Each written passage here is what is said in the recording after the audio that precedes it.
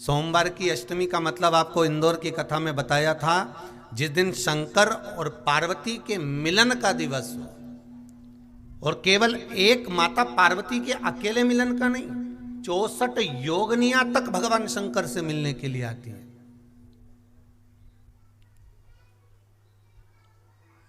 64 योगनियां। कहते हैं भगवान के जितने जितने विवाह हुए थे ना, उमा से, सती से, कात्यायनी, कुष्मांडा, चंद्रघंटा, स्कंदा, ये जितने जितने जितने भगवान के विवाह हुए थे, अनेक अनेक उमा आदि आदि जितनी भी भगवान की जो विमंगल विवाह हुए थे, सारी माता पार्वती के जितने अंश हुए हैं, माता पार्वती के जितने स्वरूप हुए हैं, ये सारे स्वरूप, सारे अंश माता पार्वती के। ये सोमवार की अष्टमी के दिन भगवान शंकर के मंदिर में आकर, शिव जी के सम्मुख में बैठकर, उस जलाधारी के नजदीक में जहां शंकर जी का शिवलिंग होता है, उस जलाधारी के पास में उस दिन केवल पार्वती जी का हस्त कमल नहीं होता, स्वयं मां जगत जननी अपने कामन रूप में 64 योगनियां और शक्तियां सारी की सारी आकर उस जलाधारी के पास में विराजमान हो जाती हैं, और शंकर जी पे जो जल चढ़ता है वो देवियां ग्रहण कर कर शिव को अपना आनंद सुख प्रदान करती हैं। इसलिए कहते सोमवार की अष्टमी का महत्व बड़ा है, बहुत प्रबल। एक लोटा पानी चढ़ाने से पीछे मत हटना सोमवार की अष्टमी के दिन। शंकर के मंदिर जरूर जाना, बेलपत्र जरूर चढ़ाना, बाबा से विनय जरूर करना, निवेदन करना, बाबा को पूजन करना, घी का दीप लगाना और बाबा से विनय करना, बाबा मेरी ये मनोकामना है, मैं तो आपके चरणों में समर्पित करने के लिए आई हूं, मेरी ये विनती को स्वीकार कर लो। जिस धतूरे के नीचे की डंडी लाल कलर की होती है, अगर वो सोमवार की अष्टमी को देवाधिदेव महादेव को समर्पित करी जाती है, तो उसके घर में कभी संपदा की कमी नहीं होती है। वो धतूरा है, साधारण नहीं है। धतूरे में भी लाल डंडी, जैसे धतूरा गोल होता है, उसके नीचे छोटी सी डंडी, देखा है आप लोगों ने? अरे देखी कि नहीं देखी बोलो? धतूरा देखा है ना?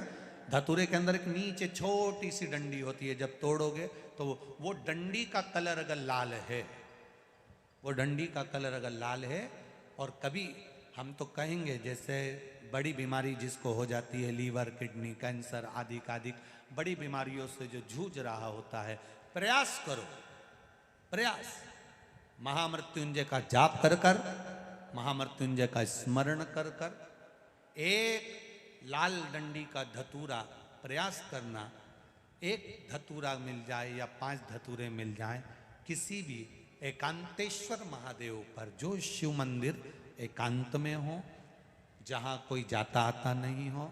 वैसे तो अब बहुत मुश्किल है कि ऐसा मंदिर मिल जाए जहाँ कोई जाता आता नहीं हो, पहले की बात दूसरी है, अब बात दूसरी है। फिर भी कहीं आप रोड पे से निकल रहे हो, एकांतेश्वर महादेव अगर आपका दिख जाए, बहुत बीमारियों से ग्रसित हो, तो भी महामृत्युंजय जाप का स्मरण कर कर या किसी विद्वत ब्राह्मण जन से महामृत्युंजय मंत्र का जाप करा कर, या भगवान शिव के मंत्र का जाप स्वयं कर कर, वो भी ना बने तो पंचाक्षर मंत्र नमः शिवाय, षडाक्षर मंत्र ओम नमः शिवाय, या श्री शिवाय नमस्तुभ्यम जप कर वो लाल डंडी का धतूरा 5 एकांतेश्वर महादेव को आप समर्पित कर सकते हो। रोग थम जाएगा, जो दवाई खाओगे वो शरीर को लगना प्रारंभ हो जाएगी और आप स्वस्थ होना प्रारंभ हो जाएंगे। अगर बड़ा रोग है, एकांतेश्वर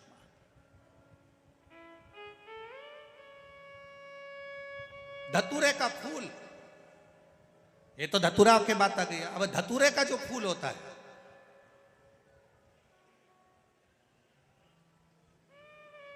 धतूरे का जो पुष्प है, उसको 2 जगह पर समर्पित किया जाता है।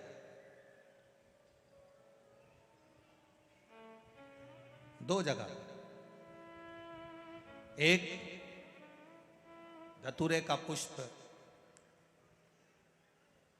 जहां भगवान शंकर का जल चढ़ाने जाते हो, पूजन करने जाते हो, स्मरण करने के लिए जाते हो, वहां अशोक सुंदरी वाली जगह पर धतूरे को, फूल को समर्पित किया जाता है।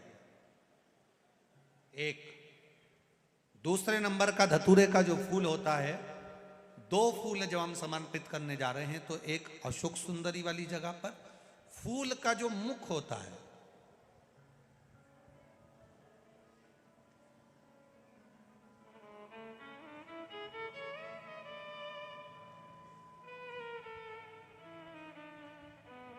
मान लो ये फूल है धतूरे का।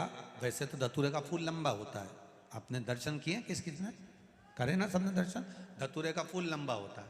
अब वो लंबा जो पुष्प है, उसका जो खिला हुआ भाग है, जो खिला हुआ, और पीछे की जो डंडी है, तो अशोक सुंदरी वाली जगह पर जब हम समर्पित करते हैं, अशोक सुंदरी वाली जगह पर जब हम उसको चढ़ाते हैं, तो जैसे ये शिवलिंग है और यहाँ सामने अशोक सुंदरी की जगह है, तो जो अशोक सुंदरी वाली जगह पर हम पुष्प समर्पित करते हैं, तो खिला हुआ जो भाग है, जो खिला हुआ भाग है, उसको इस तरह से रखते हैं कि शिवलिंग की ओर उसका खिला भाग जाए, और डंडी का भाग इधर गणेश जी, कार्तिकेय जी और 33 कोटि जो देवी देवता हैं उस ओर उसका भाग जाए, उसका भाग ऐसा समर्पित करें। एक दूसरा, शिवलिंग पर जब हम धतूरे का पुष्प समर्पित करते हैं, शिवलिंग पर जब हम धतूरे का पुष्प समर्पित करते हैं, तो उस फूल का खिला हुआ जो भाग होता है,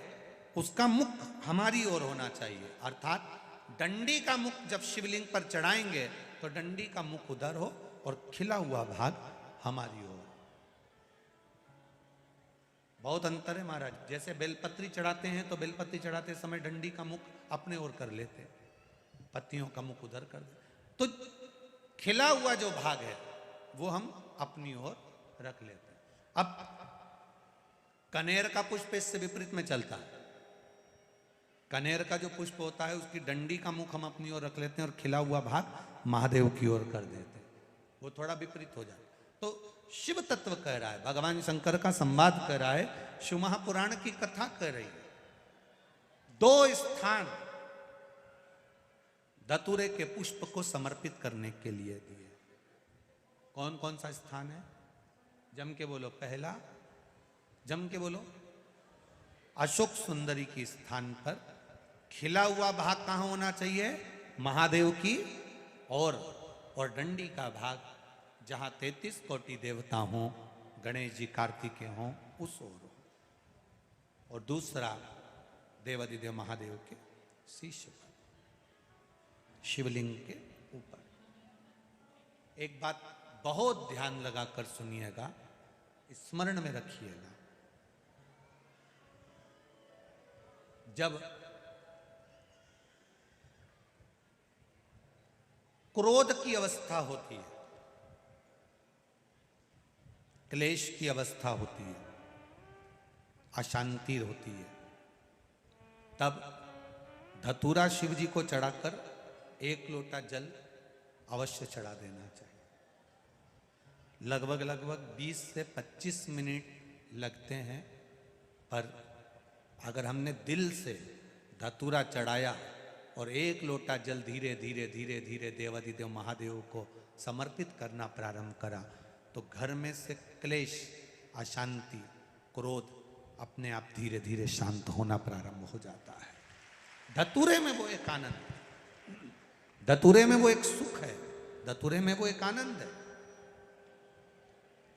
पंच पुष्प में पहले नंबर का पुष्प है पारिजात का पुष्प, दूसरे नंबर का पुष्प है, बोलते जाओ ले, कनेर का पुष्प, तीसरे नंबर पर पुष्प है शमी का पुष्प, चौथे नंबर पर पुष्प है मंदार आकड़े का पुष्प, और 5वें नंबर पर जो पुष्प है वो है धतूरे का पुष्प। अब इन पुष्पों के अलावा भी कई पुष्प देवादिदेव महादेव को चढ़ते हैं, उनका एक अलग अलग नियम है, पर पंच पुष्प जो पूर्ण तरह से सुख देने वाले, आनंद देने वाले, जो सहजता में आपको मिल सकते हैं। ये वो 5 पुष्प हैं जो आपको आपके गांव में भी, अपने गांव में घूम लो तो वो मिल जाएगा, कोटेश्वर में भी आप घूमोगे तो वो प्राप्त होगा। वो 5 पुष्प। दोपहर के बाद में तोड़ी गई बेलपत्र,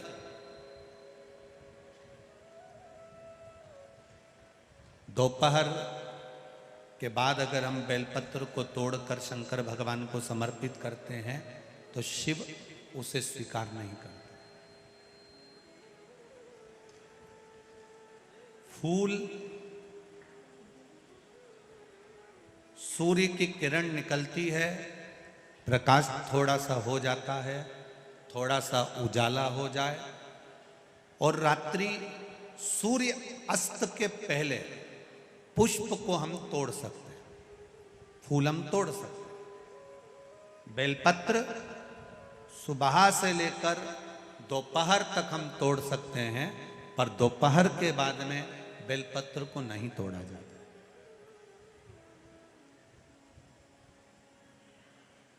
चतुर्थी, अष्टमी, नवमी, द्वादशी, चतुर्दशी, अमावस्या, पूर्णिमा, संक्रांति, ये ऐसे पर्व हैं जिस दिन बेलपत्र को नहीं तोड़ा जाता।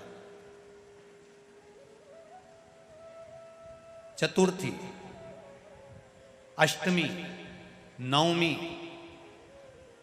द्वादशी, चतुर्दशी, अमावस्या, पूर्णिमा, संक्रांति, ये वो पर्व है जिस पर बेलपत्र को नहीं तोड़ा जाता।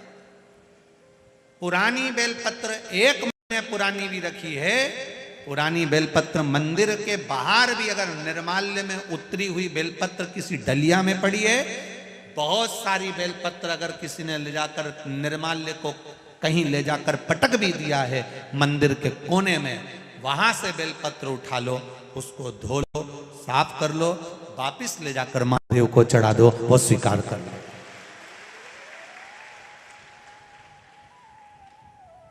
पशुपति व्रत कर रहे हो, चतुर्थी पड़ गई, अष्टमी पड़ गई, द्वादशी पड़ गई, बच्चों से मत कहो कि बेलपत्र तोड़ कर लाओ। बच्चों से कहो जाओ शंकर जी के मंदिर में कहीं डलिया में कहीं 1-2 बेलपत्र भी, 1 बेलपत्र भी अगर कहीं साइड में पड़ी हो, उसको उठा लाओ, धो, बाबा के थाली में रख लो और पशुपति व्रत पर भी चढ़ा दो। दोपहर के बाद में पूजन करने जा रहे हो, बेलपत्र दोपहर के बाद ना तोड़वाइए। फूल सुबह प्रकाश होने से लेकर रात्रि को, शाम को जब सूर्य अस्त हो उसके पहले फूल आप तोड़ लो, मना नहीं है, दिन भर का समय आपके पास है, पर रात्रि में फूल नहीं तोड़ा जाता। शंकर भगवान पर समर्पित कोई प्रसाद शिव जी को चढ़ाया गया, कोई प्रसाद रात भर नहीं रखना चाहिए। आप लोग तो संकट सोमवार अगर किसी ने करे हों, किसी ने करे संकट सोमवार या 16 सोमवार, हाथ उठाओ, किस किस ने करे हैं, पहले करें आप लोगों ने, रखो।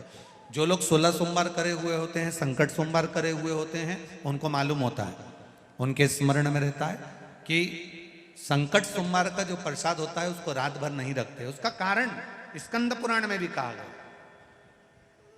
उसका कारण शिव महापुराण में भी वर्णन किया गया। शंकर भगवान का प्रसाद, शिव जी का प्रसाद, अगर जितना जितना अंधेरा बढ़ते चले जाता है, जितना जितना रात्रि होती चली जाती है और दूसरा दिन अगर लग जाता है, तो उस प्रसाद पर आपका हक नहीं रहता, उस प्रसाद पर फिर चंड का हक हो जाता, फिर उनके गणों का हक हो जाता है, फिर आपका हक समाप्त हो।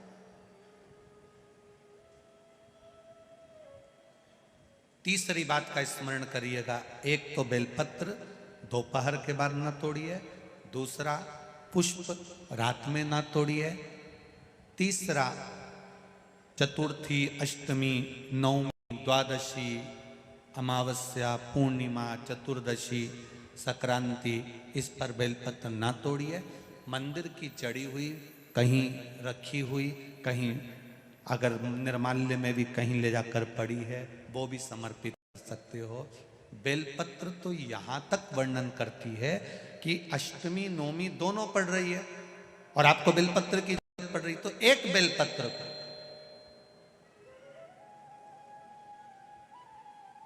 आप एक बेलपत्र को या तो वस्त्र में संजो कर रख लो, रख सकते हो, संभाल के रख लो।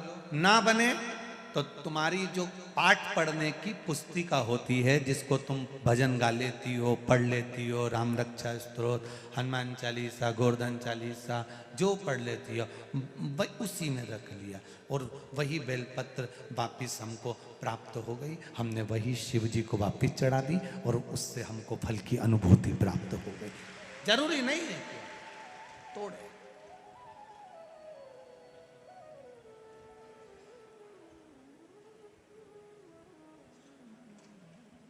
पंच पुष्प में 5वें नंबर का पुष्प आता है। भगवान शंकर आनंद के साथ में विराजमान थे और देवताओं ने जब मंथन किया, उस मंथन में जो विष निकला, वो विष देवाधिदेव महादेव को दिया गया।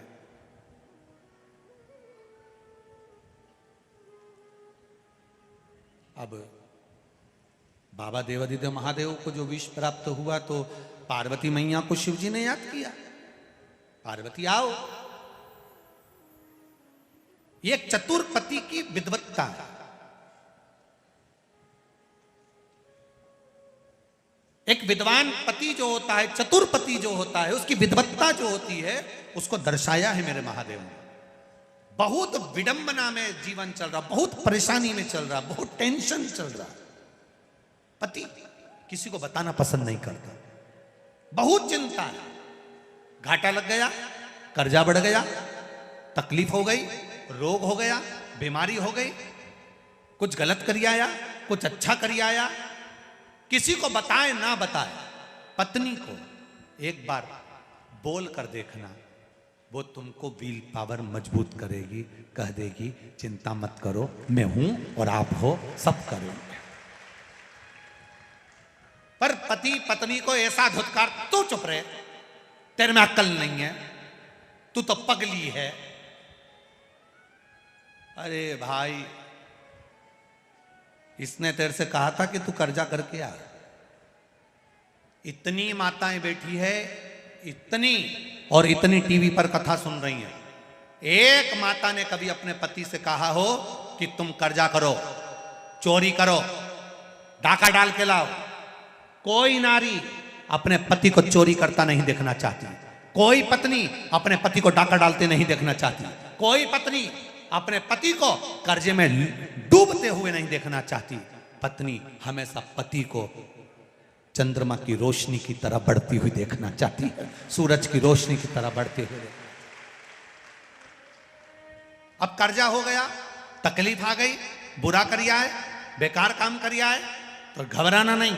अपनी धर्म पत्नी को एक बार आद्य शक्ति समझकर, पार्वती समझकर, शिव की शक्ति समझकर उसको भी अपनी बात कहो, दिल से कहो, जो सच है उसको कहो।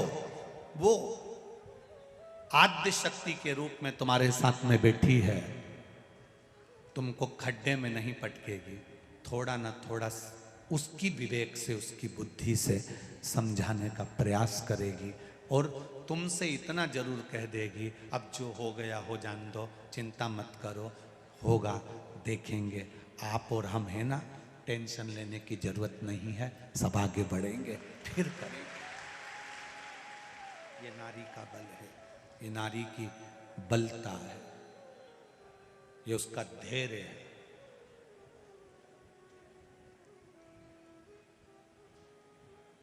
धैर्य उसका।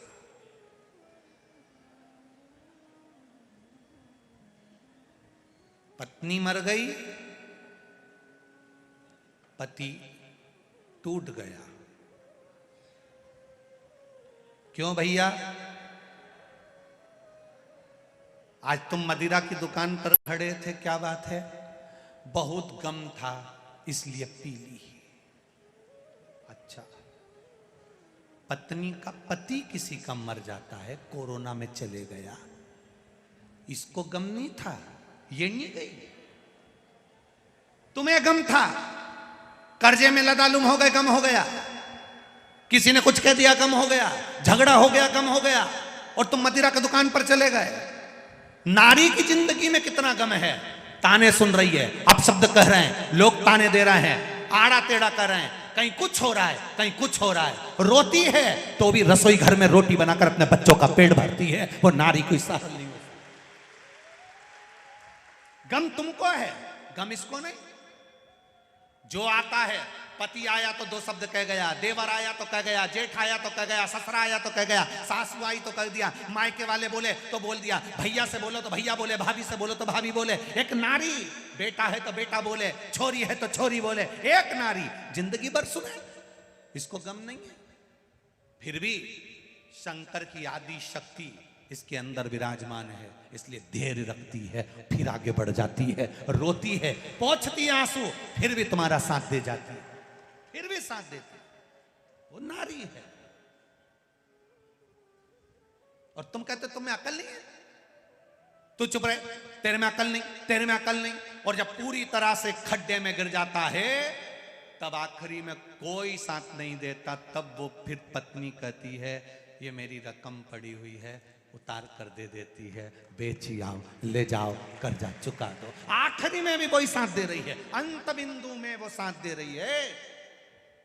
और एक बात अपनी जिंदगी में उतार कर रखना, रकम दुकान पर कब जाती है? जब घर में दुख आता है। किसी भी नारी की रकम दुकान पर ऐसे नहीं जाती। बोलो री जीजियां सही है कि गलत है? घर में कर्जा बढ़ गया, दुख आ गया, तकलीफ आ गई, परेशानी आ गई, तब घर की रकम दुकान पर जाती है। जब घर की रकम दुकान पर जाती है, जब दुख आता है, जब दुख आता है तो सोने की रकम दुकान पर जाती है। उसी तरह जब जिंदगी में दुख आए तो इस मनुष्य के शरीर को, इस रकम को भी महादेव के चरणों में उस दुकान पर ले जाओ तो शिव संभाल ले। सोने की रकम दुकान पर जा रही है, सोने की रकम दुकान पर पहुंच रही है। ये शरीर भी उस परमात्मा की चौखट तक जाना चाहिए।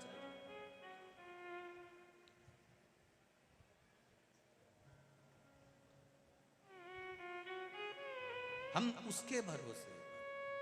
पति कहता है पत्नी से, तुझमें विवेकता नहीं, तुझमें बुद्धिता नहीं, तुझमें तू नहीं जानती। अरे तकलीफ आई है, एक बार बैठकर उससे भी कहो जो तुम्हारी अर्धांगिनी है। और अर्धांगिनी से भी निवेदन है, अपने मन में कुछ ना रखते हुए अगर कुछ बात कहना है तो अपने पति से कहो, किसी से मत कहना।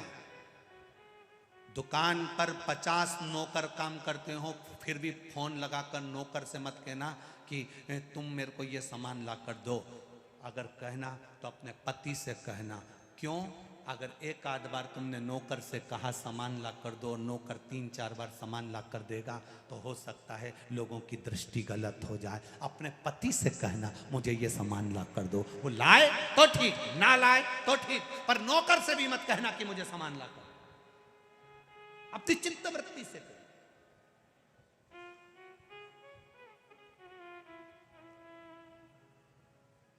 जाओ, मुझे ये सामान चाहिए। कितना सुंदर संवाद है। माता धूमावती और शिवजी का धूमेश्वर नाम पड़ा था। शिवजी ने कितनी विचित्र लीला करी है, जरा देखिएगा। गणेश जी रोते हुए आते हैं और माता पार्वती से कहते हैं मां मुझे भूख लगी है। कार्तिकेय षडानंद रोते हुए आते हैं, मां मुझे भूख लगी है। अशोक सुंदरी रोते हुए आती है और कहती है मां मुझे भूख लगी है। और शंकर जी अखंड समाधि में लीन, तप साधना में लीन, भूख लग रही है। माता पार्वती ने देखा कुछ भी नहीं था, क्या दूं बच्चों को? अगर मेरे स्तनों में दूध होता तो मैं अपने बच्चों को पिला देती, पर स्तन में दूध भी नहीं।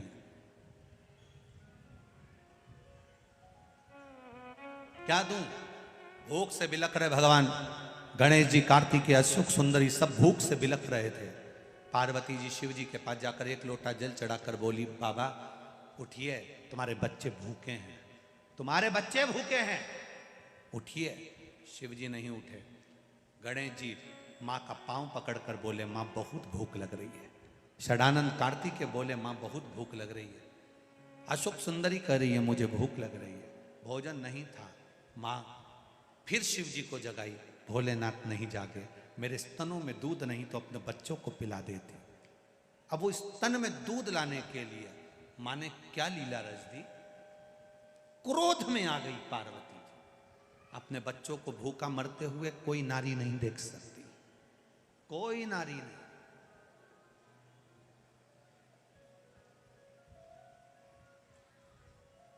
कौन नारी देखेगी? एक मां अपने बच्चे के लिए समर्पण का भाव लेकर चलती है। देखा मेरे बच्चे भूखे, स्तन में दूध नहीं। पार्वती जी को क्रोध आया, शंकर जी को उठा लिया, उठाकर मुंह में भरकर निगल गई। स्तन से दूध बहने लगा, बच्चों को पिलाने लगी। हाहाकार मच गया, साबधूर। शिव जी को पार्वती जी निगल गई। शिव जी नहीं, शिव जी नहीं, शिव जी नहीं। देवताओं ने आराधना करी, मां कृपा करो, मां प्रकट करो महादेव को। शंकर जी को धुएं के रूप में अपनी नासिका से महादेव को प्रकट कर दिया। शिव जी का नाम ध्रुमवान हो गया और पार्वती का नाम ध्रुमावती हो गया।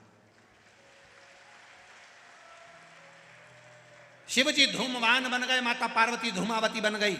शंकर जी ने कहा, पार्वती तू अपने पति को थोड़ी देर के लिए निगल गई थी, तेरा पति उस समय पर नहीं था, इसलिए ध्रुमावती तू वैधव्य के रूप में रहेगी। ना तेरी मांग में सिंदूर होगा, ना गले में मंगलसूत्र होगा, ना बिछोड़ी, ना चूड़ा होगा।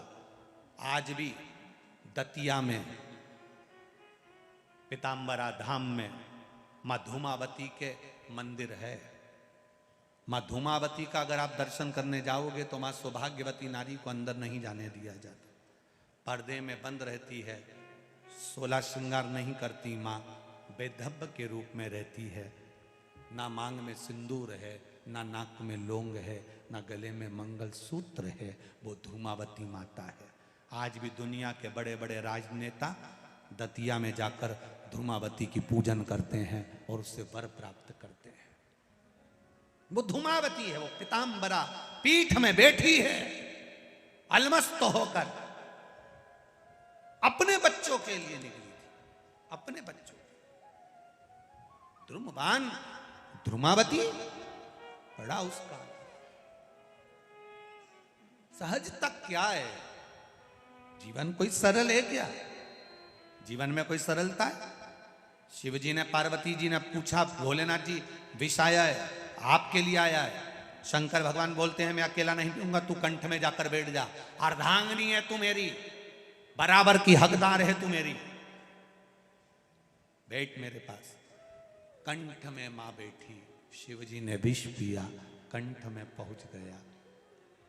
नीचे जा रहा था विष, शंकर भगवान ने उसको कंठ में ही रोक लिया। अंदर जाएगा तो मेरे उदर में ना जाने कितने शिव भक्त बैठे हैं। शिव पुराण कहती है, ये पूरा जो ब्रह्मांड है, ये पूरी जो पृथ्वी है, ये पृथ्वी शंकर भगवान के उदर में विराजमान है। शंकर जी एक चावल का दाना खाते हैं और सबका पेट भर देते हैं। शिव जी आराम से सोते हैं तो सबको निंद्रा आती है। शिव मस्त रहते हैं तो सब मस्त रहते हैं। शंकर जी को लगा, अगर मैं विष पी गया और वो विष पेट में चले गया, वो विष उदर में चले गया, तो मेरा पूरा ब्रह्मांड, पूरी पृथ्वी पर जितने जलचर, थलचर, वायुचर जीव जो रह रहे हैं, जो मनुष्य रह रहे हैं, ये सब विष के असर से मर जाएंगे। तो पार्वती जी कह रही है, प्रभु इसको अंदर गटको। पार्वती जी कह रही है, इसको नीचे उतारो।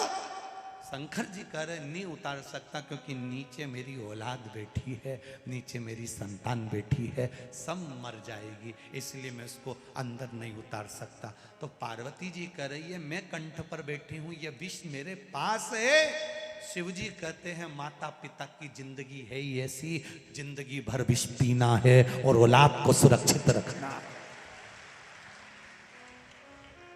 माता पिता की जिंदगी है ही ऐसी, जिंदगी भर विष पीना है, औलाद को सुखी रखना है। ये माता पिता है। घर में पिता शिव का स्वरूप है, मां पार्वती का स्वरूप है। कितना विष पीते होंगे। घर की ठंडी रोटी घर का बुजुर्ग, घर की बूढ़ी माँ खा लेती है। उसको भी गर्म रोटी अच्छी लगती है, पर बूढ़ी माँ कहती है दाल अच्छी बनी, कड़ी अच्छी बनी। घर में ठंडी रोटी रखी है ना, वो फ्रिज के ऊपर 2 ला के दे दे। बहू कहती है ठंडी क्यों खा रही हो, गरम खा लो। नहीं नहीं, तू मुझे ठंडी ला दे, क्योंकि सास को मालूम है ये ठंडी रोटी कोई नहीं खाएगा, बाद में गाय को पटक दी जाएगी, बाहर कुत्ता को डाल दी जाएगी। मेरा पति एक एक रोटी कमा कर लाया, एक एक निवाला, एक एक अन्न का दाना लाया, इसको पटकूंगी नहीं। घर की बुजुर्ग ठंडी रोटी खा लेती है क्योंकि फेंकी ना जाए। कल की ठंडी सब्जी खा लेती है क्योंकि फिकाए ना। एक एक ईंट जोड़कर, एक एक दाना जोड़कर उसने महल बनाया है। कैसे उसको बर्बाद होते देख ले। इसलिए घर के माता पिता शिव और पार्वती के स्वरूप होते हैं। तिनका तिनका जोड़ा है, तिनका।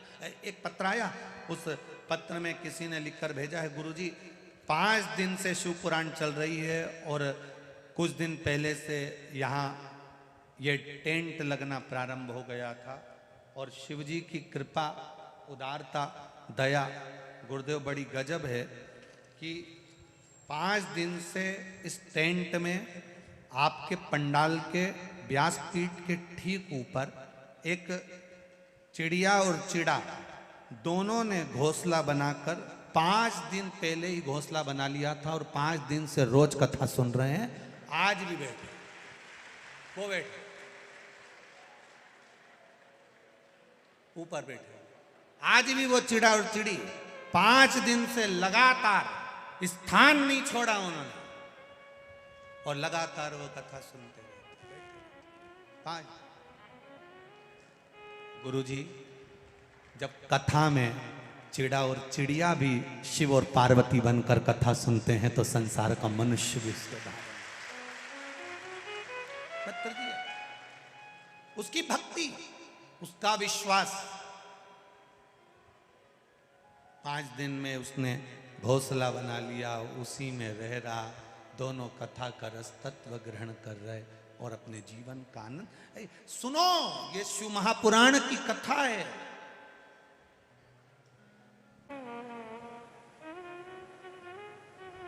जिस चूड़ी को आप हाथ में पहनते हो,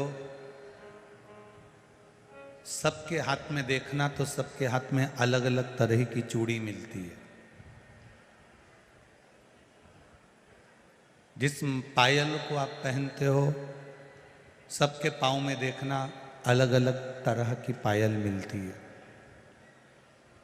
जिस मंगलसूत्र को आप पहनते हो, सबके गले में देखना अलग अलग तरह का मंगलसूत्र मिलेगा। नाक की लौंग सबकी नाक में देखना अलग अलग तरह की मिलेगी। कान का कुंडल सबके कानों में अलग अलग तरह का मिलेगा। बिंदी सबके माथे पर अलग अलग तरह की मिलेगी।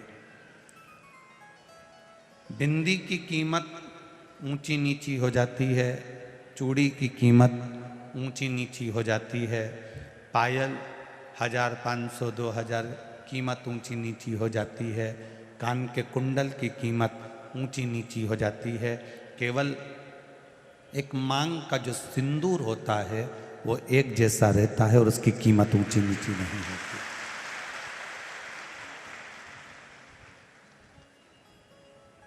और इन सभी श्रृंगार में, इन सभी चीजों में, इन सभी चीजों में भले मांग के सिंदूर की कीमत बाजार में आप 50 रुपए का, 25 रुपए का, 20 रुपए का, 10 रुपए का लेकर आ जाओगे, पर उसकी कीमत सब जगह एक जैसी है।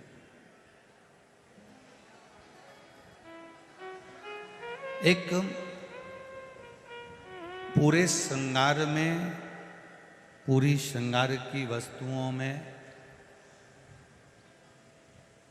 सिंदूर एक जैसा होता है, उसी तरह उसकी कीमत बाजार में भले डब्बी में 10 रुपये 5 रुपये होगी, पर मांग में आने के बाद उस सिंदूर की कीमत बहुत बढ़ जाती है। उसी तरह तुम्हारे परिंदे में, तुम्हारे हंडे में, तुम्हारे कुएं में, तुम्हारी बावड़ी में, तुम्हारे तालाब में, तुम्हारे यहाँ जल कितना भी भरा पड़ा हो, पर एक लोटा जल जब महादेव के ऊपर चढ़ता है तो उसकी कीमत अपने आप बढ़ती चली जाती है।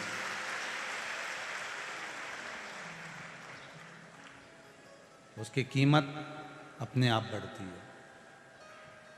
ये चल रहे हैं, ये चल आके सुनिए आशीष जरा। उसकी कीमत अपने आप बढ़ती चली जाती है। अब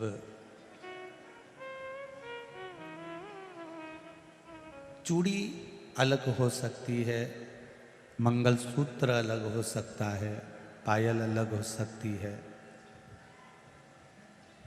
सब कीमत सबकी अलग अलग हो सकती है, पर जो मांग का सिंदूर है उसकी कीमत एक जैसी होगी, पर डब्बी में उसकी कीमत भले 10 रुपये 5 रुपये 50 रुपये 25 रुपये 30 रुपये 40 रुपये हो।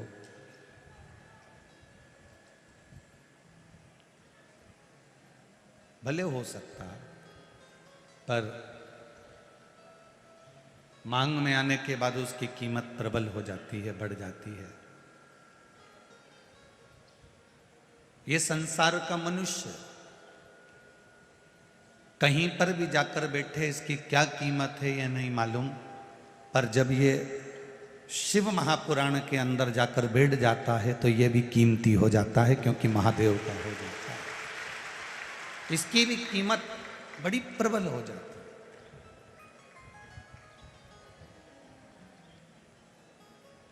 कोई साधारण कीमत वाले नहीं हो आप। भगवान के चरणों में पहुंचने के बाद जो कीमत बढ़ती है, उस कीमत का अंदाज आपको नहीं हो सकता। कांटे में रहने वाली शमी की पत्ती, कांटे में रहने वाला शमी का फूल, जहर में सराबोर रहने वाला मंदार आंकड़ा,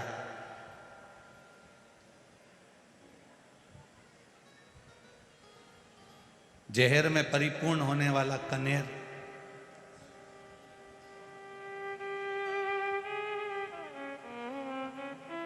ये सब सस्ते हैं, इनकी कोई कीमत नहीं है। इनको ले जाकर आप किसी को दोगे तो वो उठा के बाद में बाहर फेंक देगा, उसकी कोई कीमत नहीं है। पर वही मंदार, वही कनेर, वही शमी का पत्ता जब देवाधिदेव महादेव को समर्पित हो जाता है, शंकर भगवान को चढ़ जाता है, तो वो कनेर, वो शमी का पत्ता, वो मंदार कीमत वाला हो जाता है, क्योंकि शिव का स्पर्श उसको हो गया।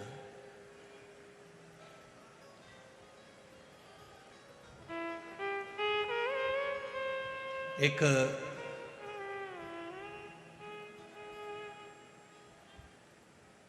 भंवरे की दोस्ती गोबर के कीड़े से हो जाती है। भंवरा उड़ते उड़ते गोबर के पास में आता है और गोबर के पास में जो कीड़ा है उससे उसकी दोस्ती हो जाती है। गोबर के कीड़े ने भंवरे से पूछा कि तुम कहाँ रहते हो? भंवरा कहता है मैं ताजे ताजे फूल पर रहता हूँ, उनका रस पीता हूँ और उनका रस ग्रहण करता हूँ।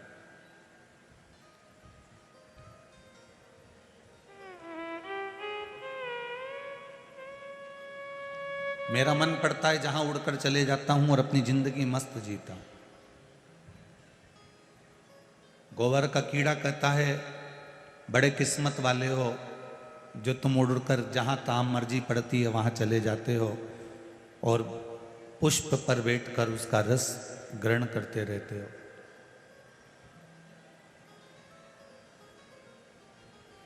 भंवरे ने कहा गोबर के कीड़े से, फिर कर दिया कुछ। भंवरे ने गोबर के कीड़े से कहा कि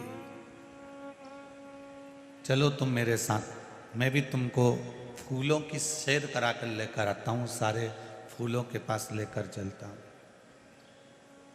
चलो। भंवरे ने गोबर के कीड़े को लिया, फूल पर ले जाकर बिठा दिया। फूल पर गोबर का कीड़ा जब बैठा तो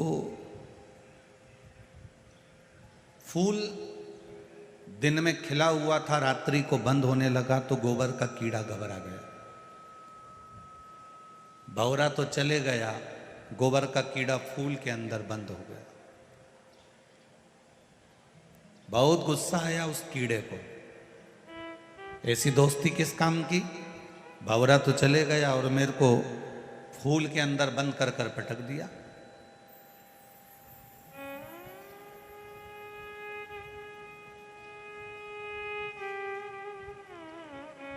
सवेरे माली आया, फूल तोड़ लिया, फूल बंद था।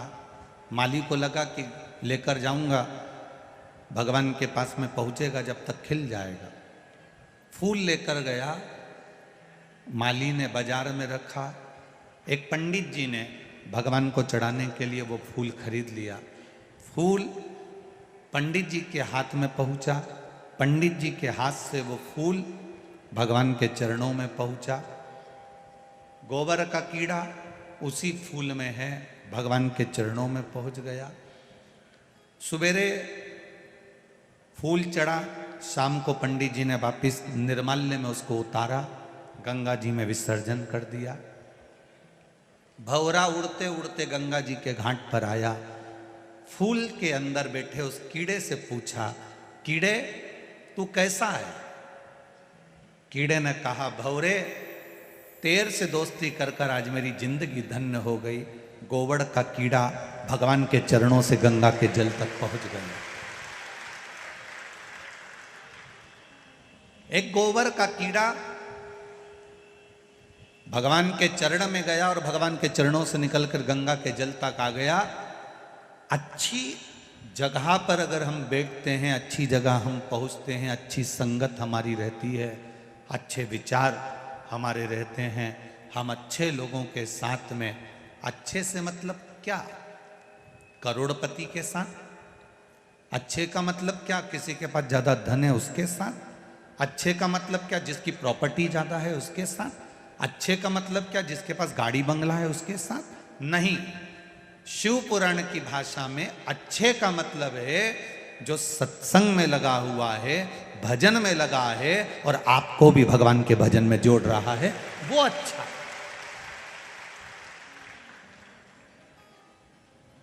जो दिन भर ज्ञान की बातें करे, दिन भर बहुत बहुत बड़ी बातें करे और मालूम पड़े रात्रि को मदिरा की दुकान पर मिले, वैश्यावृत्ति में मिले, जुए में मिले, मांसाहार में मिले, उसको बड़प्पन नहीं कहते।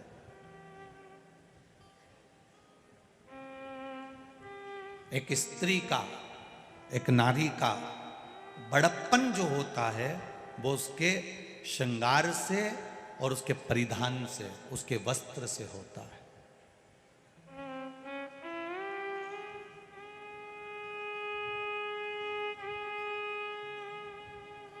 उसका परिधान, उसका वस्त्र। मेरे मालवा की माताएं लुगड़ा पहनती हैं, लहंगा पहनती हैं। मेरे राजस्थान मारवाड़ की राजपुताना होन अपने तन पर जो परिधान, जो वस्त्र धारण करती है, वो भी एक तलवार का काम करती है, कोई साधारण नहीं है। नारी के तन पर रहने वाला वस्त्र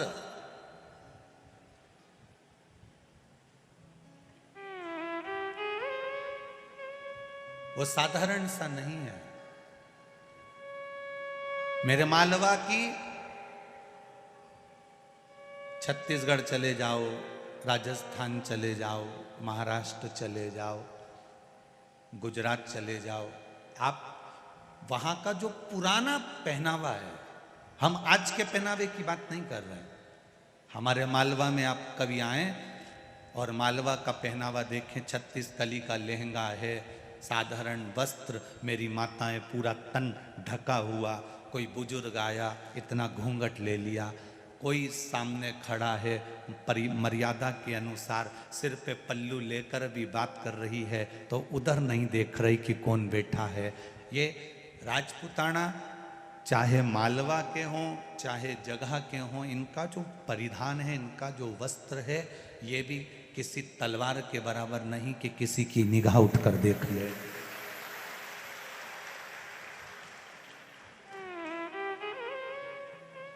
एक मर्यादा का वस्त्र।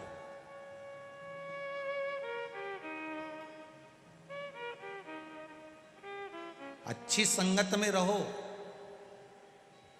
जितनी अच्छी संगत में रह सकते हो, जितने अच्छे लोगों के साथ रह सकते हो। अच्छे लोगों से मतलब धन प्रॉपर्टी या जायदाद वाले नहीं, अच्छे लोगों से मतलब है जिनके भीतर थोड़ा निर्मलता का भाव हो, जिसमें थोड़ी सहजता का भाव हो।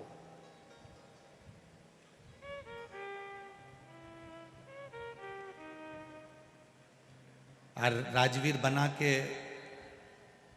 जीजा साहब से हमारी जब बात हो रही थी तो वो कह रहे थे, गुरुजी हमारे पिताजी शिव महापुराण के बड़े भगत हैं। तो कहाँ बैठे हैं जीजा सर? कहाँ जरा खड़े। साधुवाद आपको, बहुत बहुत साधुवाद। कह रहे थे हमारे पिताजी शिव पुराण के बड़े भगत हैं गुरुजी, शंकर की कथा के बड़े रसिक हैं। अच्छे औहदे पर रहना, अच्छे पद पर रहना और उस पद पर रहने के साथ में भगवान की भक्ति में डूबे रहना, तो समझ लेना कि आपके पूर्वजों के संस्कार आपसे दूर नहीं है। आपके पूर्वजों के संस्कार आपसे दूर नहीं है। आपके संस्कार बड़े प्रबल, सहज नहीं है ये संस्कार।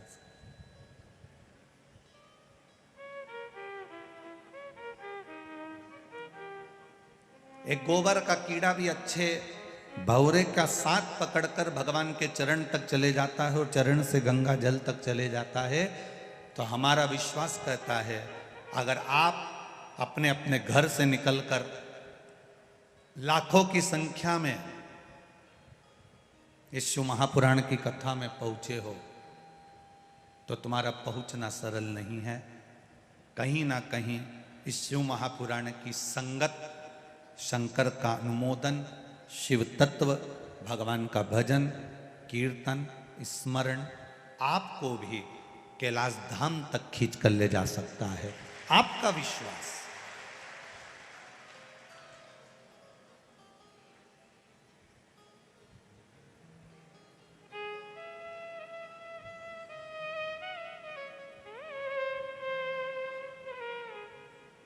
इतना ये आदरणीय ठाकुर साहब शरद सिसोदिया जी को धन्यवाद दूंगा। दुनिया के लोग शहरों में जाकर कथाओं का क्रम करते हैं। आप भी चाहते तो इंदौर में कर सकते थे, आप भी चाहते बदनावर या महू में या छोटा नागदा आदि जगह पर कर सकते थे, परंतु ये कोटेश्वर बाबा की पावन धरा पर कराकर आपने ये कोटेश्वर बाबा की पुण्यमय धरा को पूरे विश्व में प्रसिद्ध कर दिया, जन जन तक पहुंचा दिया। इस प्राचीन मंदिर को केवल यहीं के लोग जाना करते थे, यहीं के लोग पहचाना करते थे, परंतु अब इस कोटेश्वर धाम को, जहाँ गंगा जी निरंतर 24 घंटे शंकर भगवान पर गिर रही है, ऐसे कोटेश्वर धाम का दर्शन संपूर्ण विश्व के लोगों को करा दिया। संपूर्ण विश्व एक सुख है और हो।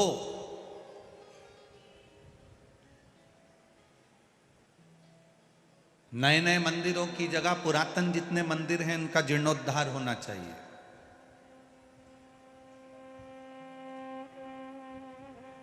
पुरातन मंदिरों की देखरेख होना चाहिए।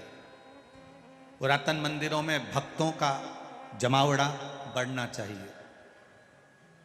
बड़ी प्रसन्नता का विषय है, पहले के लोग 31 मनाने के लिए, नया साल मनाने के लिए बड़े बड़ी सिटियों में जाते थे। इंदौर, उज्जैन, इंदौर, कहीं गोवा, कहीं ना जाने कहाँ कहाँ जाते थे, होटलों में जाते थे, डिस्को करते, पार्टी मनाते, मदिरा का पान करते, मांसाहार करते। पर अब पूरे भारत की रौनक देखिएगा, 31 का दिन आता है और भारत के जितने प्राचीन प्राचीन मंदिर हैं, चाहे ओमकारेश्वर हो, महाकालेश्वर हो, काशी हो, सीहोर का कुबेरेश्वर धाम हो, चाहे कोटेश्वर धाम हो, चाहे बैद्यनाथ धाम हो, जितने प्रसिद्ध मंदिर हैं, वृंदावन हो, गोकुल हो, अयोध्या हो, इन मंदिरों में 31 के दिन अपने आप भीड़ बढ़ जाती है। अर्थात लोग कहते हैं शिव पुराण ने दिया क्या है? हमारा विश्वास करता है कि शिव पुराण ने सनातन धर्म को जगाया है और जगाने के साथ मंदिर तक पहुंचाने का कर्म इस शिव पुराण ने किया।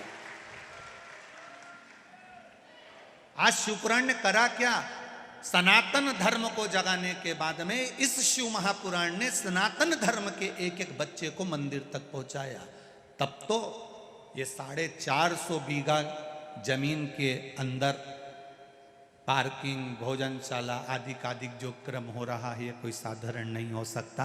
450 बीघा जमीन के अंदर बैठकर आप कथा का रस तत्व ग्रहण कर रहे हो, ये कोई साधारण बात नहीं।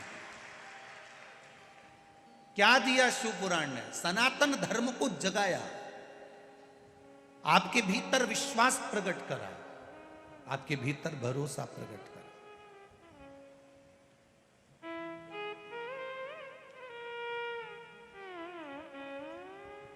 एक नारी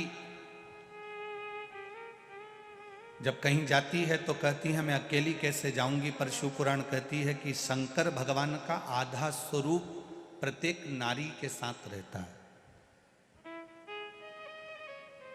शिव भी तुम्हारे भीतर है और शक्ति भी तुम्हारे भीतर।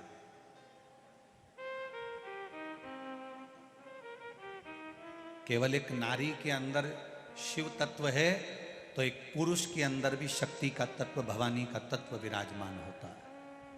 हमारा शंकर पार्वती, हमारे शिव और मां गोरा, संसार में जन्म लेने वाले मनुष्य जब मां के गर्भ में बच्चा आता है, माता के गर्भ में जब बच्चा पहुंचता है, बस बच्चा गर्भ में आया और जवाबदारी किसी की नहीं होती, जवाबदारी महादेव की बढ़ जाती है। जन्म से लेकर मृत्यु तक की जवाबदारी महादेव की हो जाती है।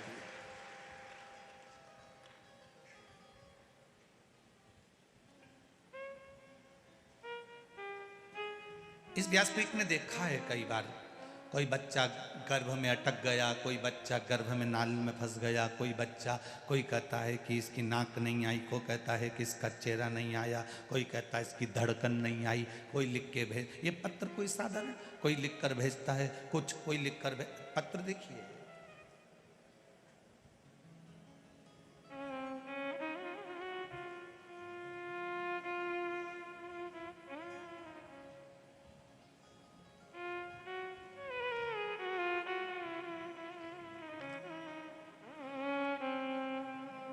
राजकुमार जी शर्मा, बड़ी चौपाटी, बदनावर, मोबाइल नंबर इनका ये लिखा हुआ है। कहीं बैठे हो तो हाथ हिलाइएगा। आप ही हैं? दोनों हाथ हिला दो एक बार। गुरुदेव के, भोलेनाथ जी के चरणों में मैं क्या वर्णन करूं। मेरी पत्नी श्रीमती रेखा, पति राजकुमार शर्मा, जो कि गत 15 वर्षों से बहुत पीड़ा में थी, न चल पाती थी न बैठ पाती थी। हमने बहुत सारे डॉक्टरों को दिखाया, ऑपरेशन भी करवाया, परंतु उसका कोई असर नहीं हुआ। बड़ोदरा गए, डॉक्टरों ने फिर ऑपरेशन का बोल दिया, हमने फिर दिखाया। मेरी पत्नी ने मुझे बोला एक बार सीहोर कुबेरेश्वर धाम का सुना है टीवी पर, चलते हैं वहां जाकर प्रार्थना करते हैं। मैंने कहा ना तो तू चल सकती है, ना बैठ सकती है, ना जा सकती, ना आ सकती, 2 कदम तेरे निकलते नहीं, कैसे जाएगी? चलते तो हैं गाड़ी में पटक लेकर गए, बाबा को प्रणाम करा, कंकर शंकर को पूछ कर उसी को लेकर आ गए और एक रुद्राक्ष वहां से लेकर आ गए। गुरुदेव आप कहते हो 3 महीने में बाबा पूर्ण करता है, बाबा ने 2 महीने में पूर्ण कर मेरी पत्नी को चलाने के लायक कर दिया और ठीक कर दिया। आप ही हैं? दोनों हाथ हिला दो एक बार। श्री शिवाय। अब ठीक है, पूरी तरह से चल सकती हैं, बैठ सकती हैं। हर हर महादेव। बैठिए। ये उसकी कृपा के बिना नहीं हो सकता। आप करें। आपने जो भजन किया है, आपने जो स्मरण किया है, आपने जो संकीर्तन करा है और विश्वास के बल पर करा है, तो वो मिला, उसमें कोई त्रुटि नहीं।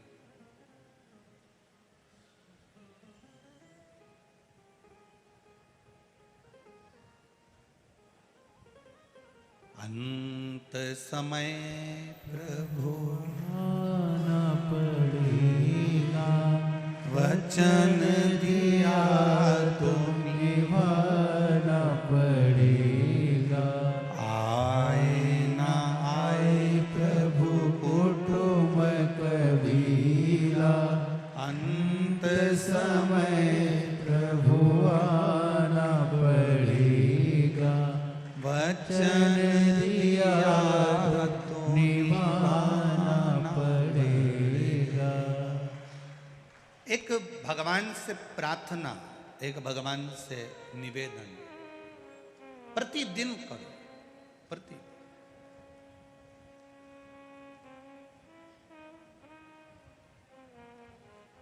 आप जब भगवान से प्रार्थना करेंगे, निवेदन करेंगे, तो वो अवश्य स्वीकार करेगा, सुनेगा।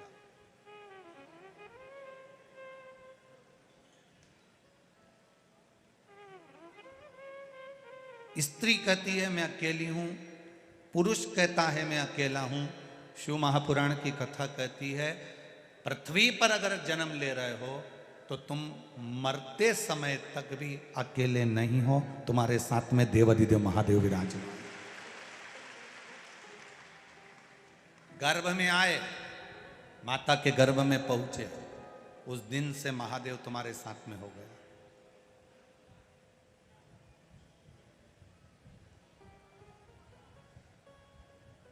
कोई तुमसे कहे तुम्हारे साथ में कौन है, तो तुम कह सकते हो मेरे साथ में महादेव है।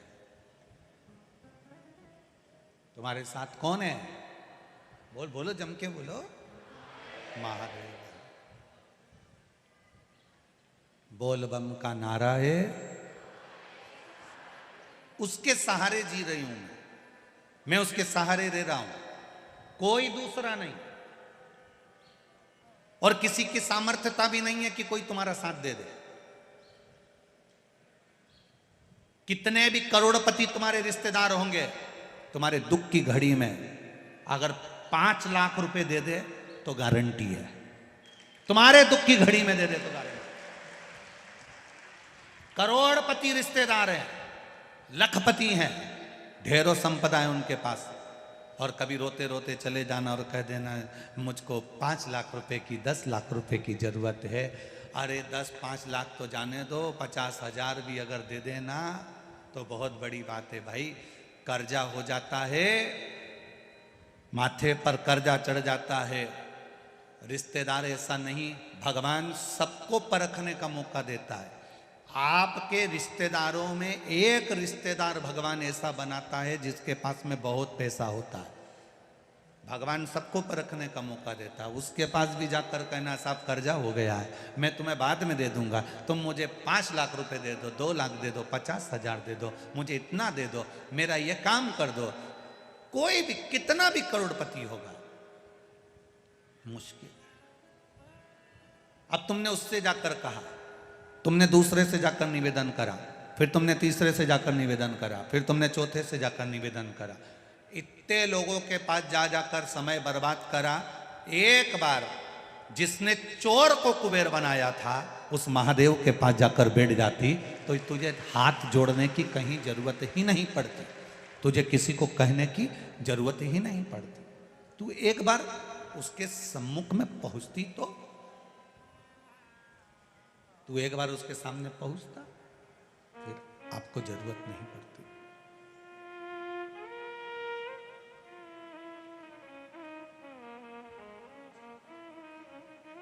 अपने बच्चों को भी सिखा दो कि कोई तुम्हारा साथ देगा कि नहीं देगा ये पता नहीं है, पर इतना विश्वास रखना कि वो कैलाश पर रहने वाला देवाधिदेव महादेव तुम्हारा साथ जरूर देगा। कोई देगा नहीं देगा उसका हमको विश्वास नहीं।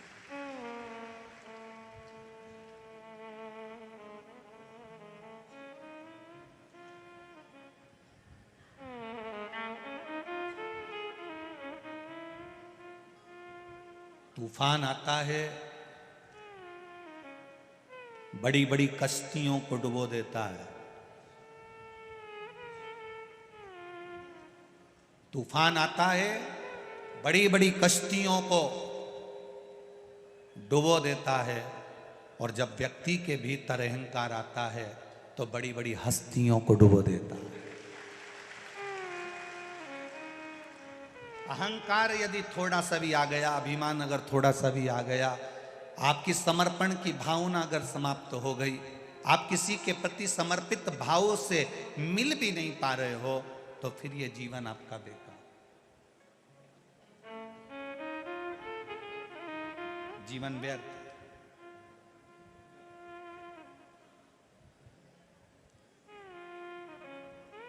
जाओ उसके द्वार तक, उसके दरवाजे तक, और अपने हृदय की बात, अपने दिल की बात, अपने चित्त की बात उससे कहने का प्रयास करिए।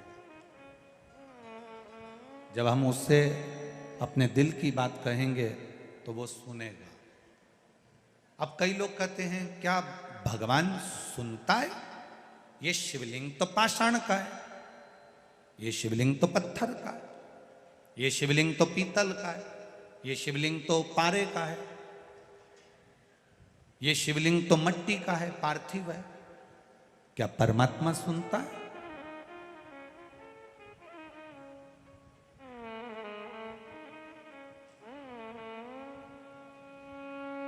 अगर नहीं सुनता होता तो विचार करिएगा। श्रीमद् भागवत में एक कथा आपने सुनी होगी, हाथी का पांव किसने पकड़ा? बोलो बोलो जम के। मगर ने पकड़ा। और हाथी ने किसको बुलाया? भगवान को। अब भगवान आए,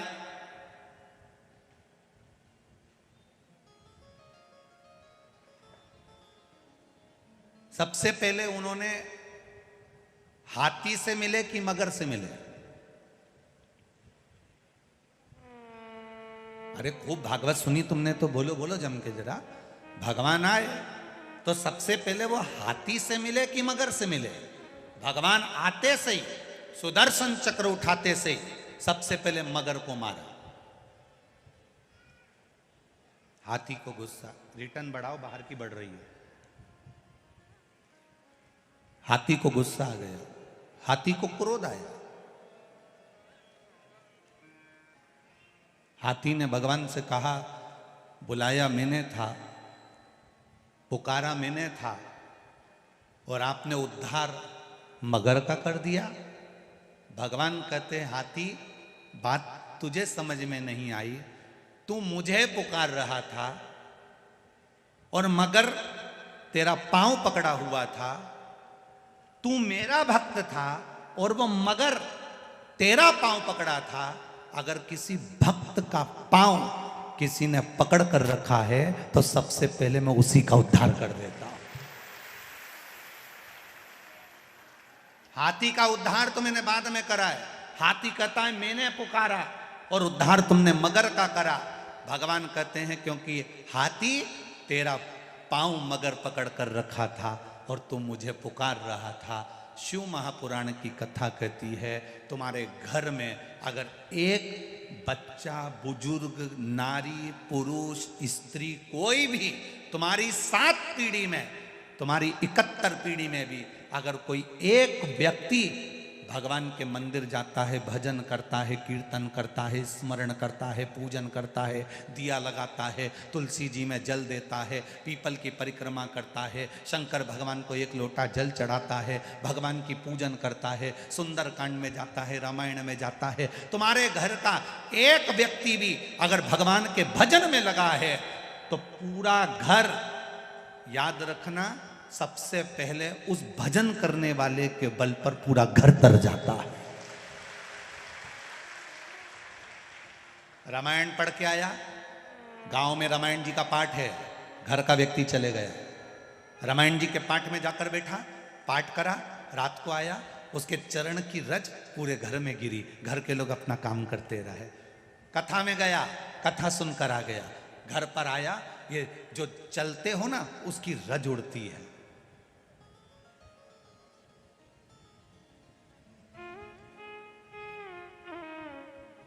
हाथी का पांव मगर ने पकड़ा तो सबसे पहले मगर का उद्धार करा। सत्संग करने वाले का संग पकड़ोगे, भजन करने वाले का संग पकड़ोगे, स्मरण करने वाले का संग पकड़ोगे तो उद्धार तुम्हारा निश्चित है।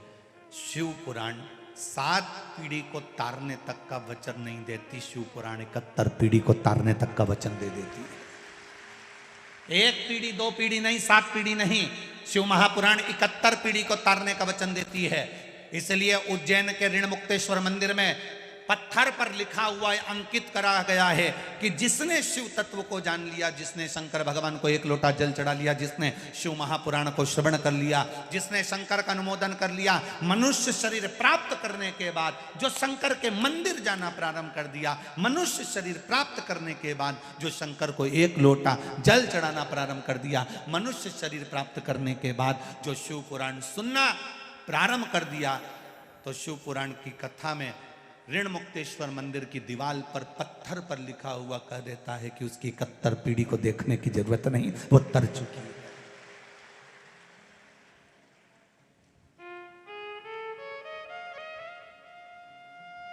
क्यों जाते हैं हम उज्जैन?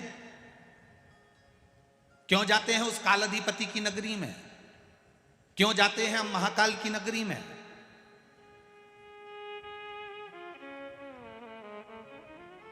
क्यों जाते हैं? काशी किस लिए जाते हैं? अभिमुक्त नगरी है काशी। माता पार्वती जी ने शंकर जी से 2 वर मांगे थे। एक वर पति पत्नी में झगड़ा हो तो उसमें प्रेम बढ़े, और दूसरा वर मांगा था कि काशी में जो मरे उसके कान में गुरु मंत्र तुम्हें देना पड़ेगा।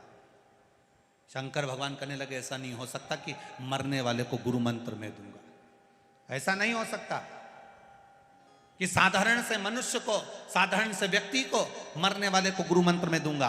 पार्वती जी ने भोजन करना बंद कर दिया, पार्वती जी ने भोजन को त्याग दिया, जल पीना बंद कर दिया, पत्ते खाना बंद कर दिए, केवल नासिका की एक श्वास लेती है वो भी छोड़ दी। पूरा ब्रह्मांड हिलने लगा। तब देवाधिदेव महादेव ने कहा पार्वती मांग तुझे क्या चाहिए? काशी में जो मरेगा उसको गुरु मंत्र तुम्हें देना पड़ेगा। शंकर भगवान ने वचन दे दिया कि काशी में जो मरेगा उसको गुरु मंत्र में दूंगा, मैं वचन देता हूं तेरे। दुनिया के लोग मरने के लिए काशी जाते हैं, मृत्यु के लिए काशी को पाना चाहते हैं कि काशी में अभिमुक्त नगरी है, काशी मोक्ष हो जाता है, फिर जन्म नहीं लेता, काशी में मरने वाला। पार्वती जी ने कहा काशी में मरने वाले को आप गुरु मंत्र दोगे, मुझे कैसे मालूम पड़ेगा कि आपने गुरु मंत्र दिया? शंकर भगवान के मन में आया कितनी चतुर है ये, मुझे कैसे मालूम पड़ेगा कि आपने गुरु मंत्र दिया? तो मांग पार्वती क्या चाहती है? पार्वती जी कहती है काशी में मरने वाले के सीधे कान में आप गुरु मंत्र देना और सीधे कान को थोड़ा सा मोड़ देना, तो मैं समझ जाऊंगी कि आपने गुरु मंत्र दे दिया।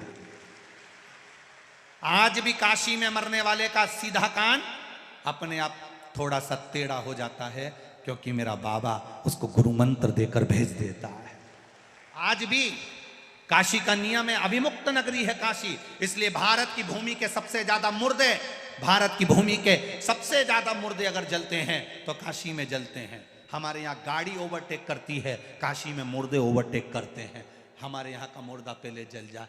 दुनिया के लोग मुर्दे को देखकर रोते हैं, दुनिया के लोग मुर्दे को देखकर रोते हैं, शव को देखकर रोते हैं।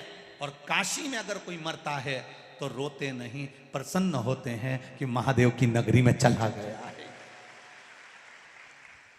2 नगरी है, एक काशी अभिमुक्त नगरी है और दूसरी उज्जैनी महाकाल की नगरी, जहां दुनिया के लोगों का समय अच्छा ना चले, दुनिया के लोगों को लगे कि बड़ी दुख की घड़ी चल रही है, बड़ी परेशानी चल रही है, बड़ा कष्ट चल रहा है, बड़ी बीमारी चल रही है, बड़ा रोग चल रहा है, बड़ी तकलीफ चल रही है, उसको कहां न जाना। एक बार जिसने घड़ी बनाई, जिसने समय बनाया, जिसने पल बनाया, जिसने काल बनाया, उस महाकाल के चरणों में बैठकर एक बार शिव पुराण पूरी सुन लेना, मिल गया। क्यों जाते हैं उज्जैन? अपने समय को सुधारने के लिए। तूने महाकाल काल बनाया, घड़ी बनाई, पल बनाया, मेरा समय अच्छा नहीं चल रहा, मेरा समय अच्छा नहीं चल रहा। जब घड़ी अच्छी नहीं चलती तो इसको कपड़े की दुकान पर या किराने की दुकान पर नहीं ले जाते, इस घड़ी को हम घड़ी वाले की दुकान पर ले जाते हैं। एक बार वर्ष में नियम बना लो कि मुझे कालाधिपति के चक्र उस चरणों में पहुंचना है। और देखो ये तो किस्मत की बात है, 4 अप्रैल से 10 अप्रैल तक उस कालाधिपति के चरणों में शिव महापुराण की कथा बड़नगर रोड पर सुनने को मिल रही है। ये कृपा उसकी। और बार बार इतनी विशाल कथा बार बार सुनने को कोई उज्जैन वालों से भी निवेदन करूंगा कि ये बार बार नहीं मिलने वाली।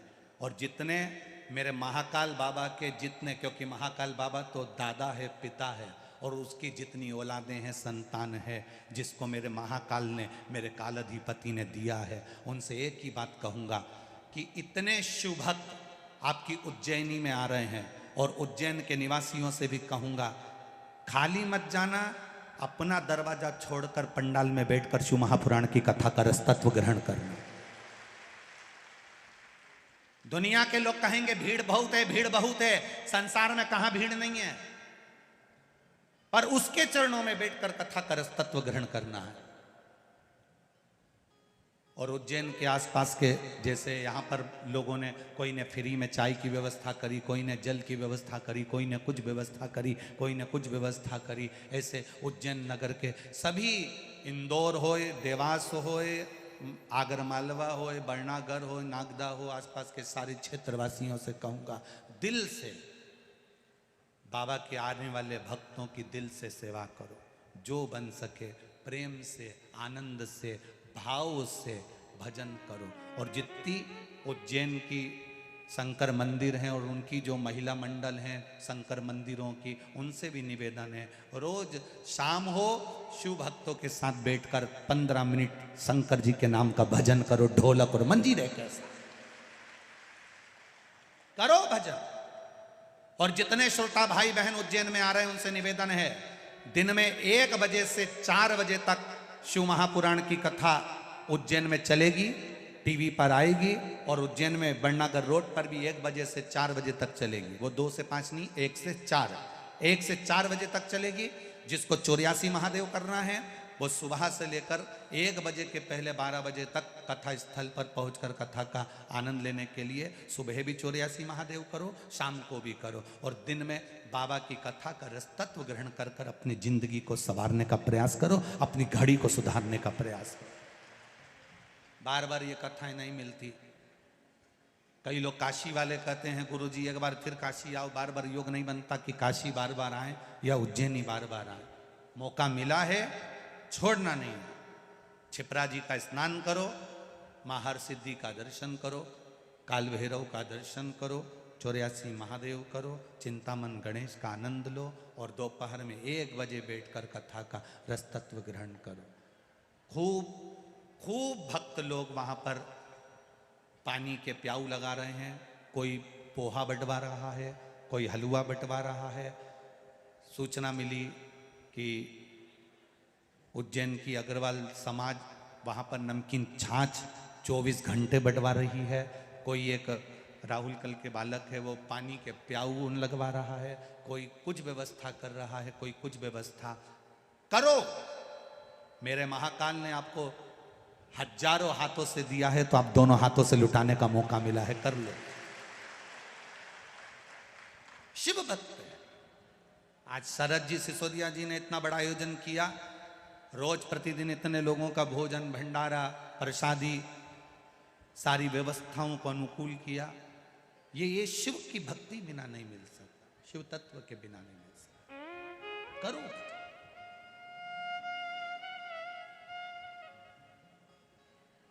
थोड़ा सा डीजल पेट्रोल डालकर जो लोग अपने ट्रैक्टर ट्राली में लोगों को लेकर आए हैं उनको भी साधुवाद दूंगा।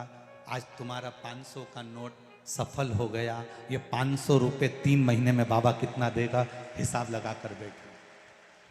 जितने लोग कथा श्रवण करने के लिए आए, जितने लोग भजन करने आए, जितने लोग कथा का रसतत्व ग्रहण करने के लिए आए, बाबा क्या देगा ये तुम्हें 3 महीने में मालूम पड़ेगा। वो कितना देता है।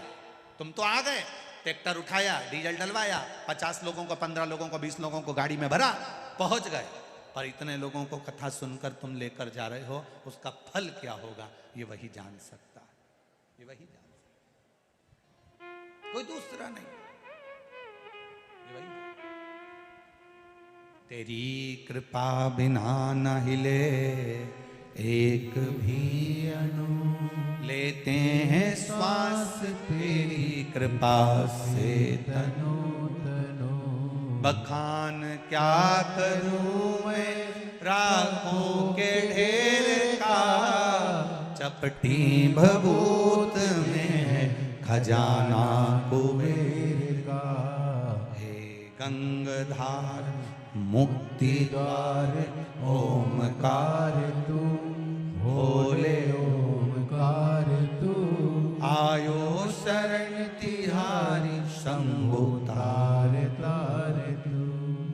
बाबा की कृपा, शिव तत्व को जानना, हमारी चित्त वृत्ति बुद्धि सब परमात्मा में हो जाता है। कभी कभी हमारा मन हम ले जाते हैं शंकर जी की ओर, भटक कर दूसरी ओर पहुंच जाता है। कभी कभी हमारा मन विचलित होता है। ऐसा नहीं। एक व्यक्ति था, उसको कान से सुनाई नहीं देता था, थोड़ा कम सुनता था। अवस्था थी, कम सुन रहा है। अब उसका एक बहुत अच्छा रिश्तेदार बीमार पड़ गया। अब बहुत अच्छा रिश्तेदार जब बीमार पड़ गया तो इसने अपने छोराओं से कहा, रे छोरा, ए नाना, ए रे छोरा, ए रे नाना, हम मेरे को ले चल, वो उससे मिल आऊं। तो नाना चिल्ला कर बोला, तुम्हें सुनाई तो देता नहीं, मिल के करोगे क्या? तो दादाजी बोले, देख मिलना तो पड़ेगा क्योंकि हमारा पुराना पहचान वाला है, मिलना तो पड़ेगा, मेरा पुराना पहचान वाला है, उससे मिलूंगा जरूर। अरे तो तुम बात क्या, वो बोलेगा भी तो तुम नहीं सुन सकते। और उसने कहा, उसमें बोलने, वो कुछ बोलेगा ना तो मैं समझ जाऊंगा। मरीज से बात करते तो मेरी जिंदगी निकल गई। 4-5 चीजें तो होती है बस मरीज से बात के में। ज्यादा होगा तो उसका हालचाल पूछ लूंगा, ज्यादा होगा तो दवाई का पूछ लूंगा, ज्यादा होगा तो भोजन का पूछ लूंगा, ज्यादा होगा तो डॉक्टर का पूछ लूंगा। और मुझे मालूम है कि वो पलंग पर लेटा लेटा जवाब भी क्या देगा। तो ये तो सबको मालूम है कि मरीज से अगर बात करो तो वो क्या जवाब दे। तो तू मेरे को ले चल, मैं तो मेरे मन से पूछ लूंगा और मन से जवाब दे दूंगा। तो सुनाई तो दे नहीं, मत देन दे, तू तो ले चल, मैं जवाब दूंगा नहीं, बस तू तो ले चल। उन्हें दादाजी को मोटरसाइकिल पे बिठाया ने हॉस्पिटल ले गए। और जैसे ही वो पलंग पर पड़ा था बेचारा मरीज, इसका पहचान वाला, ये पहुंच गया। और पहुंचते से राम राम। अब जो कान से थोड़ा कमजोर होता है वो चिल्ला के बोलता है, उसको लगता है अपन जैसे हैं वैसे सब है। इसने भी आवाज लगाई और जो चिल्लाया राम राम, पूरा हॉस्पिटल गजगजा किया। चिल्ला। अब इसने पूछ लिया, आप तबीयत कैसी है? तो जो पलंग पर पड़ा था उसको गुस्सा आ गई थी, ते चिल्ला के बोल रही है, शर्म नाम की चीज नहीं है, मर रहे हैं।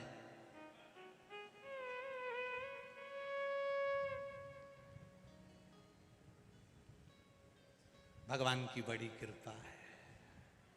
अब वो बोल रहा है मर रहे हैं और ये बोल रहा है भगवान की बड़ी कृपा है, ऐसे ही रहो। अब इसको और बुरा लग गया मरीज को। अब इसने दूसरा प्रश्न पूछ लिया, कौन से डॉक्टर का इलाज चल रहा है? अब इसको आ गई गुस्सा, यमराज का चल रहा है। इसने भी कह दिया बहुत अच्छा डॉक्टर है, तुरंत इलाज करता है। चिंता मत करो, उसी को दिखाते रहो। तब दे रहा था। फिर इसने पूछ लिया, डॉक्टर ने खाने का क्या बोला है? इसने बोल दिया भाटा बोला है। तो इसने बोल दिया बहुत हल्का भोजन है। तो सुनाई तो दे, बहुत हल्का है, दिन भर में 3-4 बार खा लिया। अब इसको आई गुस्सा, इन्हें बाटल निकाल के उसकी पिचकारी इसके मुंह डाल घुसा दी। अब नहीं सुने हो जाए। लेकिन कभी सोचो कि ये चित्त क्यों नहीं पहुंच रहा है, ये वृत्ति क्यों नहीं पहुंच रही। जैसे वो कान से नहीं सुन पा रहा, उसी तरह कभी कभी हमारा मन हमारी नहीं सुन पाता है, इसलिए हम गलत जगह चले जाते हैं, अच्छी जगह नहीं पहुंच। कभी कभी ऐसा होता है, हमारा मन हमारी बात नहीं सुनता, हमारा मन हमारा चित्त हमारी नहीं सुनता, गलत जगह चले जाते। अपने स्थान पर बैठकर भगवान देवाधिदेव महादेव से अपने हृदय की बात भाव के साथ में बाबा देवाधिदेव महादेव से प्रार्थना करिए। भाव से बैठकर भगवान शिव से अपने मन की बात, दिल से बाबा देवाधिदेव महादेव से प्रार्थना भाव से।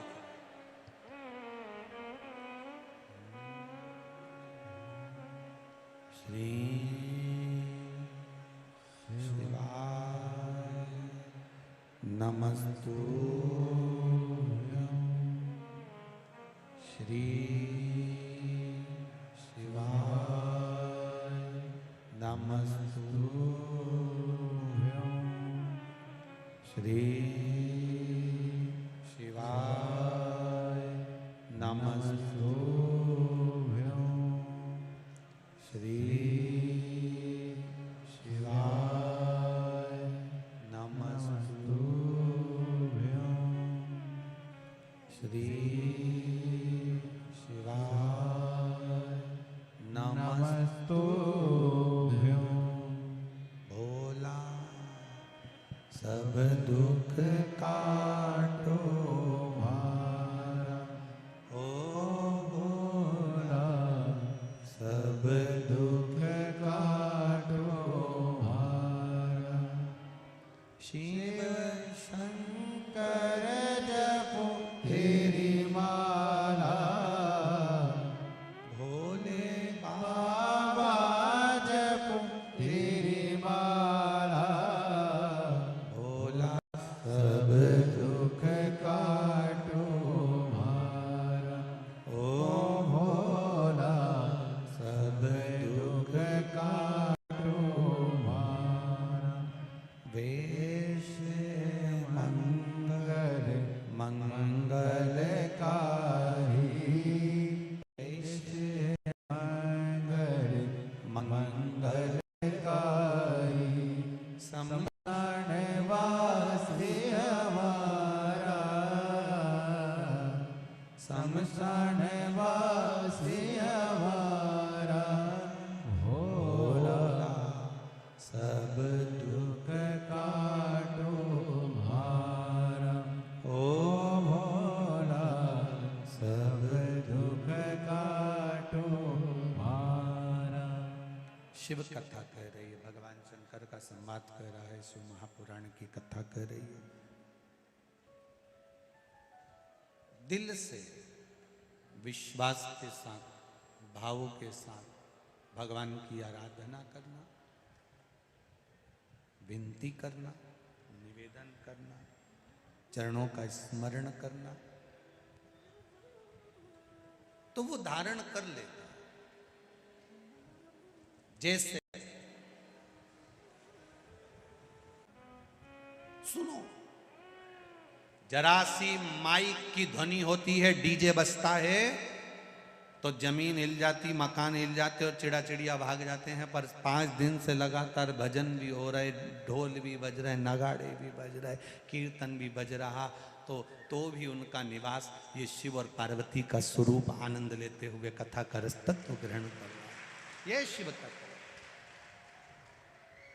शंभु शरणे पड़ी मांगो घड़ी रे घड़ी, दुख काटो दया करी दर्शन आपो। शिव की भक्ति, भगवान का भजन, स्मरण, कीर्तन, मंत्र जाप। शिव जी ने कंठ पर विष को रखा, पार्वती जी झेली, विष कंठ पर पड़ा हुआ।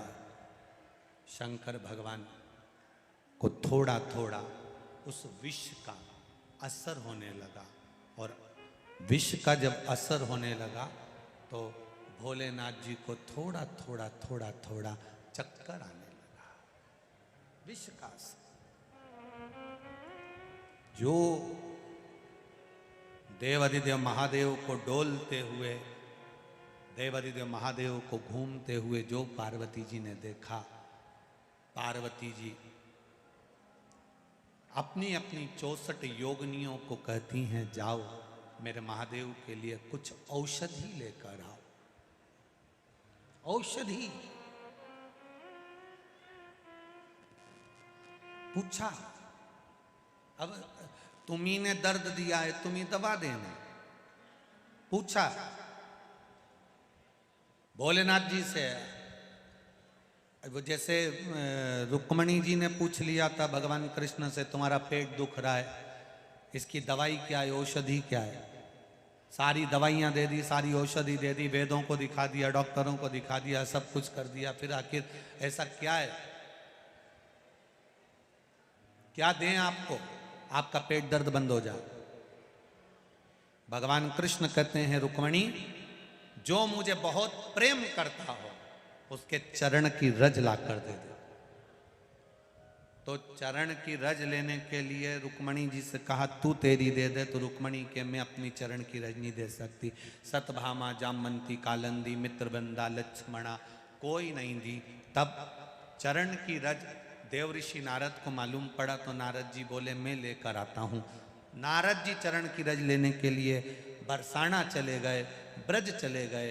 ब्रज में राधा जी को कहा, भगवान का पेट दुख रहा है, चरण की रज चाहिए, जो ज्यादा चाहता हो। राधा जी ने अपने चरण की रज दे दी। राधा जी बोली, रुको नारद,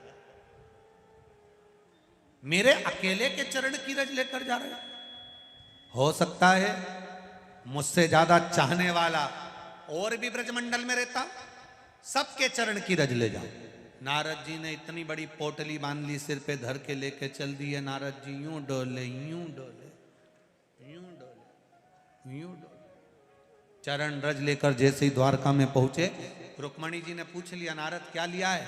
कि चरण की रज। तो इतनी सारी क्यों लिया है? नारद जी बोले, पूरी की पूरी दवाई का पत्ता लाके रख दिया है, जब जब सिर दुखे तो खाते रहेंगे।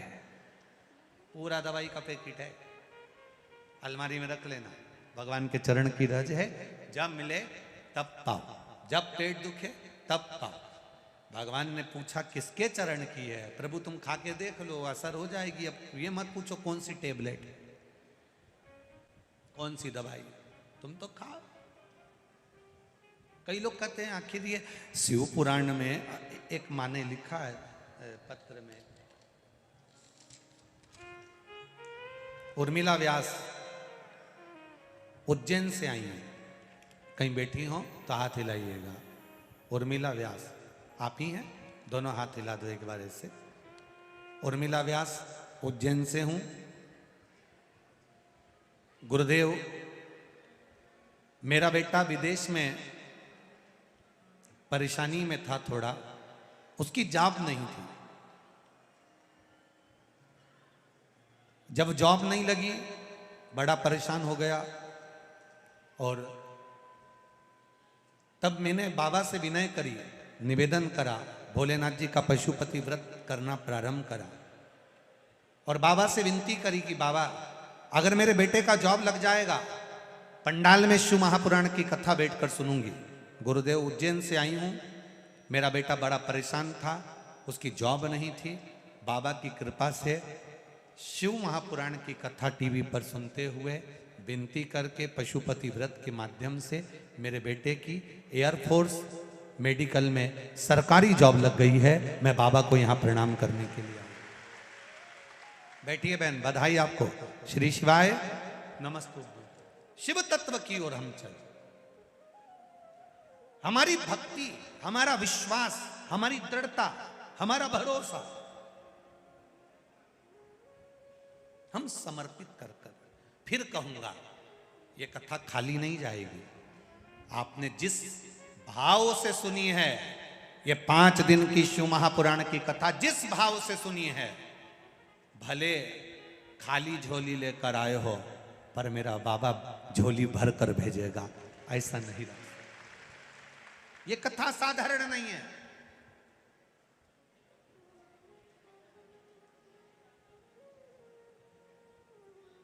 पंडाल में बैठकर, कंकर शंकर की धरा पर बैठकर शिव तत्व को जानने का जो मौका मिलता है, भगवान शिव की कथा को श्रवण करने का जो मौका मिलता है, वो साधारण नहीं हो सकता। स्कंद पुराण में लिखा है, किसी तीर्थ में 1 महीना, 1 हफ्ता जो रुकने का फल होता है, अवंतिका पुरी और काशी में 1 रात्रि में रुकने पर वो फल प्राप्त हो जाता। तो अवंतिका है जहां काल अधिपति बैठा। सहज नहीं, करो भजन, सुनो। खाली न जाता कोई दर से तुम्हारे, खाली न जाता कोई दर से तुम्हारे, मैं भी खड़ा हूँ नन्ही बाहें पसारे, अपने हृदय से लगा लो, गिरा जा रहा हो, उठा लो, प्रभु अपने दर से अब तो न टालो, गिरा जा रहा हो, उठा लो। कहा पार्वती जी ने, आपको तकलीफ हो रही है, दवाई भी आप बताओ क्या दूं मैं आपको। शंकर भगवान कहते हैं, पार्वती याद कर, एक बार मैं गंगा के तट पर बैठा हुआ था, गंगा की धार मुझ पर पड़ रही थी, तब अटखेलियां करते समय जया, विषहरा, सामरी, बारी, दौतली और देव ये अटखेलियां कर रही थी। उस समय पर मेरे वक्ष स्थल पर थोड़ा सा जल का छींटा पड़कर वो जल पृथ्वी पर जाकर गिर गया था। उससे एक फल पौधा उत्पन्न हो गया था जो धतूरा कहलाता है। पार्वती, मेरे रोग को धतूरा मेरे ऊपर रखकर जल की धार चढ़ा दे, मैं ठीक हो जाऊं। एक धतूरा और धतूरे का फूल,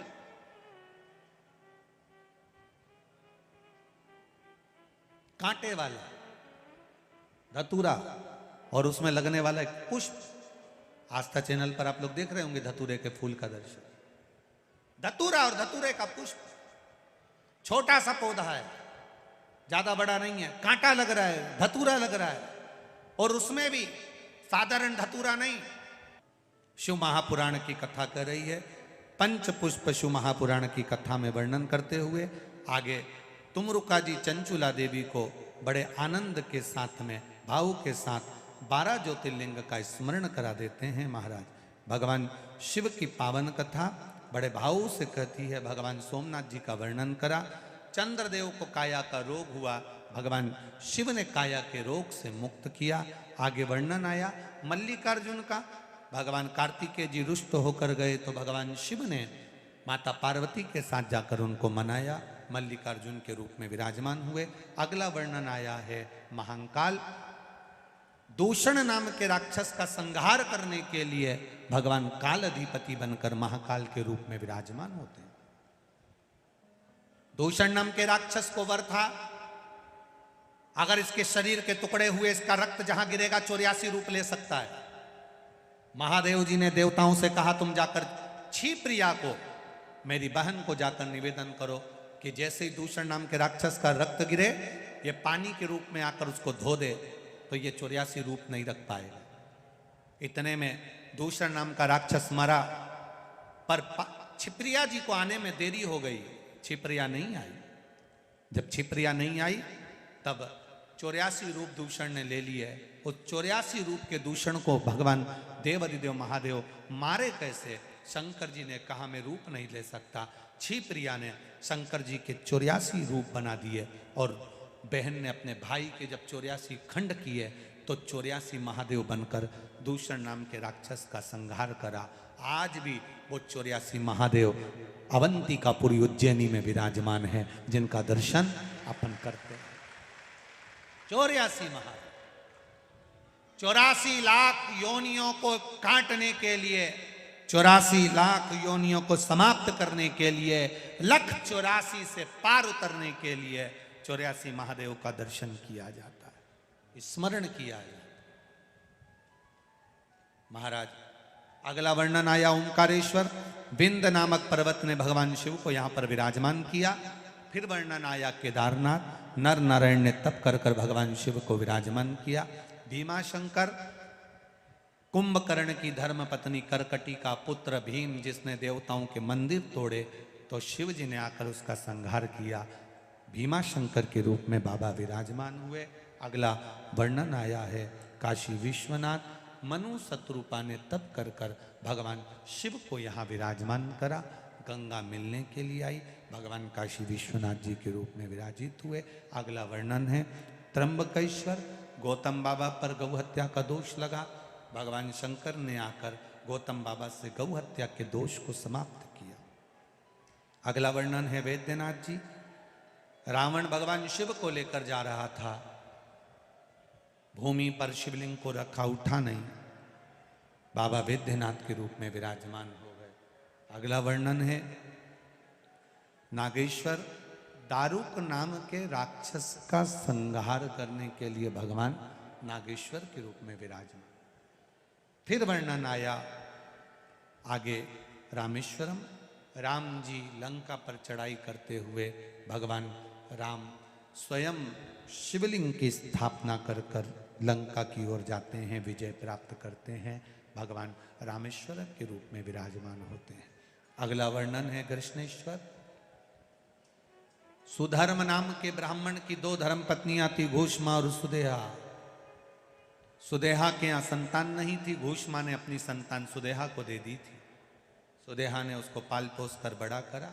बहू को मालूम पड़ा मेरा असली सास तो घूष्मा है, सुदेहा को पूछना बंद कर दिया।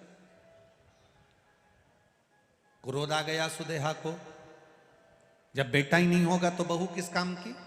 बेटे के तलवार से टुकड़े कर कर कपड़े में बांध कर तालाब में फेंकी आई। घोषमा प्रत्येक सोमवार को शंकर भगवान के पार्थिव शिवलिंग का निर्माण कर कर पूजन करने जाती थी, विसर्जन करती। विसर्जन करने के लिए जब जा रही, मन में भाव आया बेटा बहुत दिन से नहीं देखा। 1 हफ्ते पहले मरा हुआ बेटा भगवान शिव की कृपा से घोषमा के पुत्र को जीवित किया। शिव जी का नाम कृष्णेश्वर महादेव पड़ गया। ऐसे 12 ज्योतिर्लिंग का चरित्र तुमरुका जी ने चंचुला देवी को श्रवण कराया है। चंचुला देवी ने बड़े भावों के साथ शिव जी का यह पावन चरित्र सुना तो बिंदु प्रेत योनि से मुक्त हो गए और बिंदु प्रेत योनि से मुक्त होकर बाबा देवाधिदेव महादेव के चरणों में गया।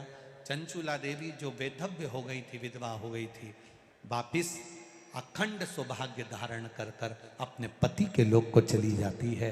ऐसी चंचुला भाव से पहुंचती है। भगवान शिव ने तुमरुका जी से पूछा, आपने सुंदर कथा का रसतत्व ग्रहण कराया, आपको क्या दूं?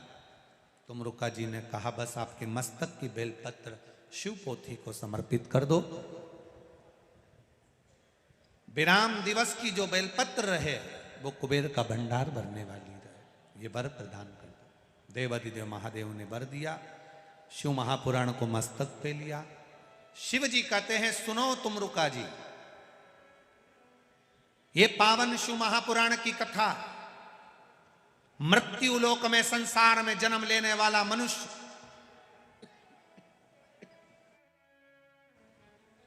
जिस भाव से श्रवण करेगा, जो जिस विश्वास के साथ सुनेगा, जिस आस के साथ विश्वास के साथ कथा को दिल से, मन से, हृदय से श्रवण करेगा, शिव कथा सुनने वालों की सेवा करेगा, शिव जी कहते हैं उसका भंडार कुबेर भंडारी कुबेरेश्वर महादेव भरेगा। मैं स्वयं भरूं, शिव कह रहे हैं मैं स्वयं भंडार भर दूंगा। ऐसी पावन शिव महापुराण की कथा जो रोग से रोगियों को मुक्त कर देती है, ना संतान को भी झोली भर संतान दे देती है, जिसको धन नहीं उसको धन दे देती है। दिल से अगर आपने श्रवण करी है, 3 महीने के अंदर तुम्हारा भी एक पत्र बाबा की कथा में कहीं ना कहीं पहुंचा हुआ मिलेगा, निश्चित है। कथा जैसे भोजन रोज जरूरी है, उसी तरह शिव महापुराण भी रोज जरूरी है। हर हर महादेव।